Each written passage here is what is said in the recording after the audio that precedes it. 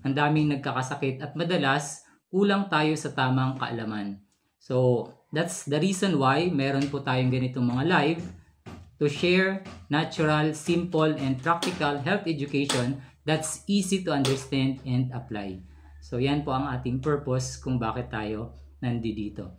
So, ang ating main topic po or mga main discussion for this afternoon is pag-uusapan po natin yung mga topic about number 1, paano nakakatulong ang natural or organic healing sa ating katawan. Number 2, paano palalakasin ang ating mga baga. Number 3, top 3 bagay na hindi dapat gawin bago kumain. Ano yung mga bagay na dapat hindi ginagawa bago kumain? Pang-4, paano makaiwas sa dehydration? Pang-5, ano yung 3 signs na may problema na ang inyong bato or kidneys? Pang-6, tips na pwedeng gawin sa bahay kapag mataas ang lagnat or may fever. Pang-7, natural na paraan para panatilihing malinaw ang mata. And pang-8, 3 natural na paraan para alagaan ang ating mga ngipin. Pang-9, 3 natural na ways para mapababa ang blood pressure. At panghuli, the last but not the least, healthy tips na dapat gawin pagkagising. So ito po ang ating mga pag-uusapan. So stay tuned at yan po ang ating aalamin ngayong hapon. So simulan na po natin. Paano nakakatulong ang natural or organic healing sa ating katawan? Alam mo, ang katawan natin may built-in na healing system na yan. O ibig sabihin, kaya niyang mag-repair, mag-regenerate, at magbalanse. Basta, hindi natin siya hinaharangan. Oo. Ang problema ngayon, araw-araw, binobombard natin ang katawan ng processed foods, chemicals, stress, at minsan or madalas, kulang pa tayo sa tubig. Oo. Kulang tayo sa tulog. O lagi tayong pagod or sobra ang pagod. So, diyan nagsisimula ang sakit. Oo. Ang natural or organic healing, ang goal niya ay tulungan ang katawan na ibalik ang natural niyang lakas. Hindi pilitin, hindi labanan, kundi suportahan. So, paano po ang ating gagawin para masuportahan yung natural healing ng ating katawan? So, number 1, nutritious whole foods and natural supplements. Ito yung mga nagbibigay ng vitamins, ng minerals para gumana ang immune system at mga organ systems natin. Pangalawa, hydration. Para dumaloy ang nutrients at mailabas yung mga toxins, kailangan po natin ng tamang dami ng tubig. Pangatlo, movement. Para gumanda po yung daloy ng ating dugo. Pang-apat, rest and stress management. Oo, para makapag-repair ang ating cells. So, tandaan po, ang body or ang katawan natin, the body is designed to heal. Ang gagawin lang natin ay huwag pigilan, kundi tulungan. That is natural healing. Dito naman po tayo dadako sa pangalawang topic. Paano palalakasin ang ating mga baga? Kapag mahina na yung baga mo, paano palalakasin yung ating mga baga? Kung humihingal ka na sa konting pag-akyat o kaya naman madaling mapagod or mabilis sipunin, baka humihina na ang lungs mo. Pero good news, pwede nating palakasin ang baga mo kahit sa simpleng daily habits. So ano yung mga 3 practices na magpapalakas ng iyong baga? Number 1, deep breathing. Deep breathing exercises. 5 to 10 minutes lang kada araw. So ang gagawin natin, inhale for 4 seconds, i-hold po natin ng 2 seconds, and exhale po natin ng 6 seconds. So, mag-inhale, 4 seconds. 1, 2, 3, 4. Hold. 2 seconds. 1, 2. Then, exhale sa labi or sa bibig. Yan. So, ganyan po ang ating gagawing deep breathing exercise. Pangalawa, stay hydrated. Ang plema ay mas nagiging malabnaw kapag may sapat na tubig. Mas madaling mailalabas, mas malinis ang lungs. So, kailangan nating uminom ng maraming tubig. Number 3, morning sun plus walk. So, yung simpleng 15 to 20 minutes na paglakad sa umaga, nagpapalakas po yan ng oxygen circulation at nagpapalakas din sa ating diaphragm. Ang baga, hindi kailangan ng mamahaling mga supplements. Kailangan lang niya hangin, tubig, galaw at araw. So, yan po ang tips natin pagdating sa pagpapalakas ng ating mga baga. Okay, dadako naman po tayo sa ating pangatlong topic. Top 3 na bagay na hindi dapat gawin bago kumain. So, ano-ano ba itong mga dapat hindi natin ginagawa bago tayo kumain? Number 1, huwag uminom ng malamig na tubig. Bakit? Kasi nakakabagal po yan ng digestion. Mas mahirap tunawin ang pagkain kapag uminom tayo ng malamig. Okay, number 2, huwag magmadali or kumain na galit or stress. Pag stress ka, sarado ang digestive system. Ano yung resulta? Nagkakaroon ng kabag, acid, bloating, at di pagkatunaw ng pagkain. Pangatlo, huwag mag-engage sa intense exercise or workout dahil ang blood circulation ay nasa mga muscles pa. Pag kumain ka kaagad, just after an intense workout, hindi ka matutunawan. And tandaan, when food is not digested properly, it becomes poisons. So, nagiging lason lang po yung mga hindi natunaw na pagkain. So, bago kumain, tandaan po natin ito. Kailangan relax at maging masaya. Pwedeng uminom ng warm water 15 minutes before eating and slow chewing. So, kailangan natin itong gawin para mas mabilis ang digestion, mas magaan ang pakiramdam. So, yan po ang ating tips pagdating sa mga bagay na hindi dapat ginagawa bago kumain. Pang-apat naman po tayong topic. Paano makakaiwas sa dehydration? So, paano natin maiwasan ang kakulangan ng tubig? Simple lang. Hindi lang basta tubig ang kailangan ng katawan. Kailangan ito ng electrolytes para ma-absorb ang tubig. Ito po yung pwede natin gawin araw-araw. Number 1, uminom ng warm water 1 to 2 glasses or baso pagkagising. Pangalawa, magdagdag po ng 1 pinch or isang kurot ng pink Himalayan salt or Celtic salt plus 1 teaspoon of calamansi. Yung extract na lang po, sa isang baso. Yan po ang magiging natural electrolyte drink natin. Pangatlo, iwasan po ang sobrang kape at soft drinks. Bakit? Kasi po, yan ang nakaka-dehydrate. Yan ang mga nakaka-dehydrate. So, yung mga commercial drinks din po, nakaka-dehydrate yan. Kung nakakato yung uhaw or may dry lips o kaya maitim na or madilaw na, dark na yung urine, dehydrated ka. Yan yung ibig sabihin yan. So, gawin po yun, yung tatlong tips na binanggit ko kanina. Uminom pagkagising ng 1 to 2 glasses of warm water. Magdagdag ng isang pinch ng salt, pink Himalayan salt, at saka 1 teaspoon calamansi. At pangatlo, iwasan yung mga kape, soft drinks, and commercial drinks. Dito naman po tayo sa ating panglimang topic. 3 signs na may problema na ang iyong bato or kidneys. Paano malalaman na ang aking kidney ay may problema na? Okay? Number 1, madalas na pananakit ng lower back. Kapag sumasakit na palagi yung ating likuran, yung ating lower back, yan po ay isang palatandaan pwedeng may problema na yung iyong bato. Pangalawa, kapag foamy na or mabula na yung ihi. Ano ba yung ibig sabihin kapag mabula ang ihi? Ibig sabihin, it's a sign na mataas yung protein na nasa ihi mo. Pangatlo, pamamaga or manas ng paa, ng mukha, or ng ang paligid ng mga mata.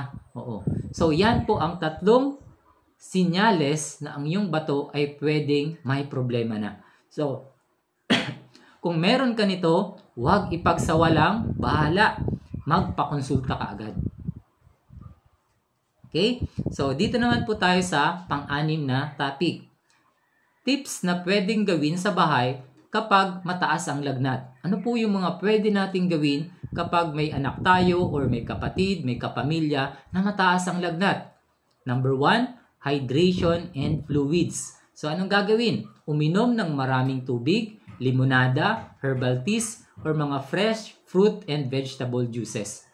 Yun po ang una nating pwedeng magawa. Pangalawa, pwede po nating i-cold compress or cold friction towel sa buong abdomen. Ang gagawin po natin, clockwise direction natin, ipapaikot yung towel na nilublob dun sa tubig na may yelo. Okay, dahil nga mataas ang temperatura, papababain po natin using cold compress or cold friction towel. So, hindi lang po doon sa bituka o sa buong abdomen, kundi kasama na rin po yung ating buong leeg, yung buong mukha, kilikili at saka singit. Para bumaba po yung ating temperature or yung kung sino man may lagnat. Pangatlo, rest. So, para makapag-focus ang immune system sa paglaban ng infection, kailangan po mag-bed rest. Siyempre, doon po tayo matulog doon sa mapresko or may well-ventilation na lugar o kaya well-ventilated, mapresko, may fresh air. At wag po doon sa kulob na kwarto kasi kapag kulang din ng hangin, mas mabagal po ang recovery. Okay? So, tandaan po natin, kung higit sa 38.5 degrees Celsius at tuloy-tuloy ito sa loob ng 24 hours up to 48 hours, yung lagnat, yung taas ng temperatura, pwede pong magpa-medical advice or pumunta sa hospital na para matulungan. Medical attention is needed kapag ganito na yung sitwasyon. Okay. So, dito naman po tayo sa pang-pitong topic natin. Natural na paraan para panatilihing malinaw ang mata. Ano-ano yung mga paraan na pwede nating gawin para maging malinaw yung ating mata? Number 1, kumain po tayo ng papaya, kalabasa, at carrots. O pwede rin po nating i-juice yan. Kasi ito yung mga pagkaing mayayaman sa vitamin A for our eye health. Number 2, gamitin po natin yung 20-20-20 rule. Ano po ang ibig sabihin nun? Every 20 minutes, pwede po tayong tumingin something 20 feet away. Sa mga malayong lugar. So, ang 20 feet po, equivalent po yan sa 6 meters. For 20 seconds. So, pwedeng, let's say, nakaharap ka sa gadget, sa laptop mo. After 20 minutes, tumingin ka naman po doon sa malayo. Mga 6 meters away or 20 feet. For 20 seconds. So, 20 seconds. So, pwede natin yun gawin, 20-20 rule, para maiwasan yung eye strain, pagkapagod ng mata sa radiation. Number 3, morning sun. So, yung light exposure po nakakatulong sa ating eye function. Hindi po kailangan tumitig tayo dun sa araw, ha. Ang ibig sabihin lang po nito is umiwas po tayo dun sa mga madidilim na kwarto, tapos ang screen light diretso sa ating mata. Mas maganda kapag mayroong liwanag ng araw. Sun exposure or morning sun. So, yun po ang ating mga tips pagdating sa pampalinaw ng ating mata. Okay. Number 8 naman po na topic. 3 natural na paraan para alagaan ang ating mga ngipin. So, paano po natin matutulungan yung ating ngipin na maging matibay? Paano natin maaalagaan yan? Okay. Number 1, warm salt water gargle daily. So, iinom po tayo ng tubig. Hindi pala iinom, igagargle lang po. Imumumog po natin. Okay? Imumog po natin ng ilang seconds or 1 minute and iluwa natin. Okay? So, makakatulong po yung salt doon sa ating ngipin. Pangalawa, ilimit po natin yung sugar. Bagkus, i-increase po natin yung whole food. So, ilimit ang sugar and i-increase yung whole food. Hindi po toothpaste ang kalaban ng cavities. Refined carbs or sugar ang kalaban. Pero ang whole foods, marami pong fiber at maraming minerals na pwedeng magpalakas ng ating ngipin. Okay. So, pangatlong tips naman po natin, chew meals slowly. Nguyain po natin ang ating pagkain ng dahan-dahan. Nakakatulong po ang ating saliva or ang ating laway sa panlaban dun sa mga cavities, sa mga bacteria, at nag-neutralize po yan ng acid. Nag-neutralize yung ating laway ng acid. At nagbibigay din po ng mga essential minerals para palakasin yung ating ngipin. So, kailangan po natin wag mabilisin. Kundi nguyain na maigi, chew your food slowly para yung laway din ay mahalo at ang laway din nakakatulong po yan sa ating teeth, sa ating mga ngipin. Okay? Pang-siyam naman po tayong topic ngayon. Pang-siyam. So, ano po yung 3 natural ways para mapababa ang ating blood pressure? So, paano natin pwedeng mapababa yung ating blood pressure in a natural way? Number 1, deep breathing exercises or deep breathing for 5 minutes. Yan po ang makakapababa ng ating stress at BP. So, 5 minutes na deep breathing. So, malalim na paghinga, slowly inhale, slowly exhale. Yan po ang gagawin for 5 minutes. Para yung mga tightened muscle, lalo na yung dito, kapag stress, nagta-tighten po yan. Hindi makadaloy yung oxygen sa brain. So, pwede pong konti yung oxygen na makadaloy doon, pati yung dugo, nahihirapan umakyat, kaya tataas po yung presyon. Kaya deep breathing is the number 1 na pwedeng gawin, tip para bumaba ang BP. Number 2, iwasan po ang mga karne and animal products. Bakit? Halos lahat po ngayon ng mga animal products kasi ay pinapalaki sa genetically engineered feeds. Oo, sa mga hormones, antibiotics, fattening agents at chemicals na nagpapabara sa ating daluyan ng dugo. So, yan po ang mga dapat nating iiwasan. Mga acidic po yan at saka more on chemically laden na yung mga animal products. Whether it's dairy, milk, o kaya mga karne. Then, pangatlong tips natin para mapababa yung ating blood pressure in a natural way, 10 to 20 minutes brisk walk or mabilis na paglakad plus water. Oo. Yung movement and hydration, ito po yung mag-i-improve ng ating blood flow. So, yun po ang ating tatlong tips pagdating sa natural na pagpapababa ng blood pressure.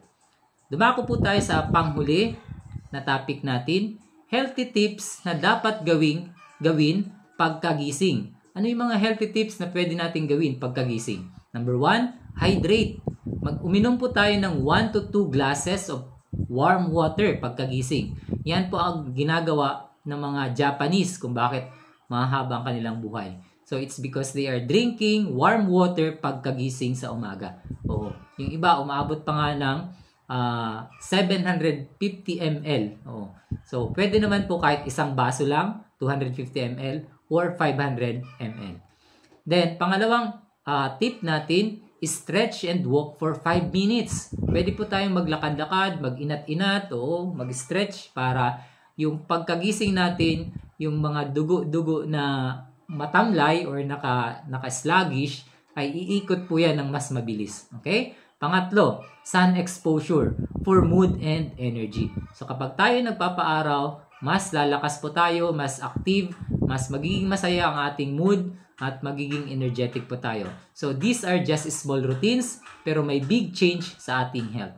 So yan po ang ating mga topics. Yan po ang mga simpleng health tips natin ngayong hapon. So I hope marami po kayong natutunan today, and if you found this session helpful, don't forget to like, follow, and share this live to your friends and loved ones. Baka sila rin ay nangangailangan ng ganitong mga natural health information. Let's continue to spread awareness about natural healing and inspire more Filipinos to live healthier lives. Before we end, let's take a short moment of prayer. Sige po, tayo po ay manalangin. Panginoong Ama na sumasalangit ka, maraming salamat po sa lahat ng mga natutunan namin sa hapong ito.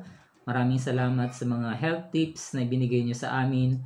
Sana ay makatulong sa mga may sakit, may karamdaman, at sa mga umiiwas sa pagkakasakit for prevention. Tulungan kami, Panginoon, na manatiling malusog, malakas upang kami ay makapaglingkod sa inyo at makapaglingkod din sa aming kapwa. Dalangin namin, Panginoon, na kami ay inyong gamiting instrumento sa pagbibigay ng pag-asa sa mga may karamdaman. At hiniling namin na maibahagi, mai-share, mai-like ang aming mga program na kagaya nito, and matulungan po at makarating sa mga nangangailangan. Ito po ang aming dalangin. Maraming salamat sa lahat ng mga blessings na binibigay niyo sa amin. Patawarin kami sa aming pagkukulang pagkakasala. In Jesus' name, Amen. Okay? So, thank you po for joining today. Maraming salamat sa lahat ng nanood, lahat na nag-share, lahat po ng nag-like, and natuto. Nagpapasalamat po kami sa inyo kasi kung wala kayo, hindi rin po kami magiging successful sa aming mga endeavors. Thank you everyone for joining today. Kita-kits po ulit tayo next week, 3 p.m. Same time, same page. Stay healthy, stay informed, and see you next week. Maraming salamat po. Bye-bye and God bless.